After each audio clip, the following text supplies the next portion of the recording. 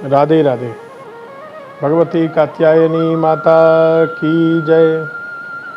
आज नवरात्रि में षष्ठी तिथि है। शारदीय नवरात्रि पक्ष में आज विशेष रूप से माँ कात्यायनी की आराधना का दिवस है। 5 दिवस हम लोग भगवती नवदुर्गाओं के चरित्रों पर चर्चा नहीं कर पाए, उनके विषय में हम लोग आपसे कोई वार्ता नहीं कर पाए, लेकिन आज से 4 दिन तक हम लोग आपको भगवती के संबंध में सूचित करेंगे, किस तरह से भगवती का स्वरूप है और आज किस तरह से और किस स्वरूप की आराधना आपको किस मंत्र से करनी है, उससे क्या लाभ होगा, इसकी हम लोग चर्चा रोज करेंगे। आज जैसा हमने आपको बताया षष्ठी तिथि है, भगवती कात्यायनी की आराधना का दिवस है। महर्षि कात्यायन ऋषि ने भगवती की आराधना की, भगवती ने उनको आशीर्वाद दिया, मैं आपके घर में पुत्री बनकर प्रकट होंगी, इसलिए भगवती कात्यायनी कहलाई है। विशेष रूप से जो आषाढ़ नवरात्रि होती है, ये भगवती की आराधना का पर्व है, जहाँ भगवती को विशेष रूप से भक्तों की कामना पूर्ण करने वाला बताया गया है। देखिए, शारदीय नवरात्रि में भी आज के दिन आराधना की जाती है। ऐसा कहा गया है कि भगवती ही महासरस्वती हैं, यही कौशिकी हैं, अंबिका है, चंडिका है। इनका जो स्वरूप अगर आप ध्यान करें तो कमल के समान, एकदम कमल के जैसा प्रफुल्लित आपका मुखारविंद है, 3 आपके नेत्र हैं, सुंदर जैसे पूर्णिमा का चंद्रमा होता है ऐसे चंद्रवदना है। जटाजूट में भी अर्ध चंद्रमा को धारण कर रखा है। भगवती के 10 भुजाएं हैं और 10 भुजाओं में भगवती त्रिशूल, खड्ग, चक्र, शर, शक्ति, खेटक, धनुष, पाश, अंकुश, घंटा या परशु धारण किए हुए हैं। इस तरह भगवती के स्वरूप की आराधना करनी है। देखिए, अलग अलग संप्रदाय के अनुसार भगवती की आराधना आज षष्ठी के दिन में अलग अलग प्रकार से है। ये चर्चा आपको कहीं और नहीं मिलेगी जो हम आपसे करने जा रहे हैं।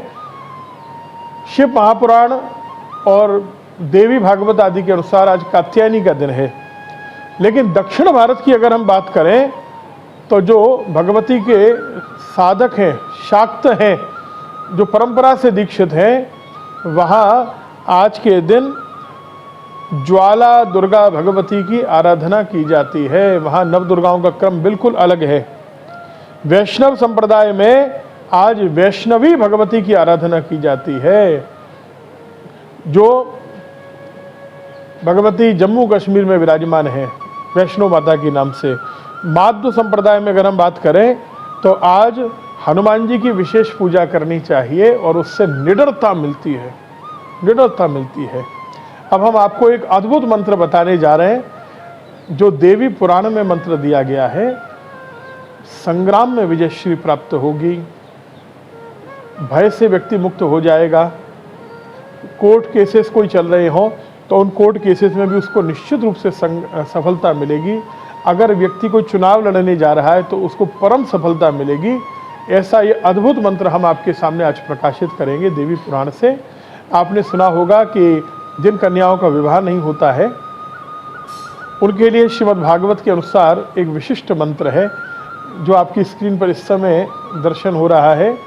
यदि किसी कन्या का विवाह नहीं हो रहा है तो आप इस मंत्र के द्वारा आज से आराधना उससे प्रारंभ करा दीजिए। क्या करना है, लाल कपड़े के ऊपर भगवती को विराजमान करके पीले कपड़ों से उनका श्रृंगार करें या लाल कपड़ों से उनको श्रृंगार करें, बढ़िया फूलों से, लाल लाल फूलों से उनकी अर्चना कीजिए। उसके बाद विशेष रूप से भगवती को पान का भोग लगाना है, शहद डालकर खीर बनाकर उसका भोग लगाना है। आज शहद का भोग लगाने का बहुत महत्व है। पान पर रखकर शहद का भोग लगाइए, या चांदी के बर्तन में भोग लगाइए, या मिट्टी के सकोरे में रखकर शहद का भोग लगाइए। 3 हल्दी की गांठें भगवती को अर्पित करनी चाहिए और पूजा के बाद कल उन हल्दी की गांठों को अपने पास संभाल कर अपने लॉकर में या किसी विशिष्ट स्थान पर रखना चाहिए। उससे भगवती आपकी हमेशा रक्षा करती हैं और कन्या के विवाह में आ रही अड़चनों को दूर करती हैं। ओम कात्यायनी महामाये महायोगिन्यधीश्वरी नंद गोप सुतम देवी पतिम मे कुरुते नमः। ये भगवती कात्यायनी का विशिष्ट मंत्र विवाह हेतु है। लेकिन अब आपको बताएंगे हम सबसे विशिष्ट मंत्र।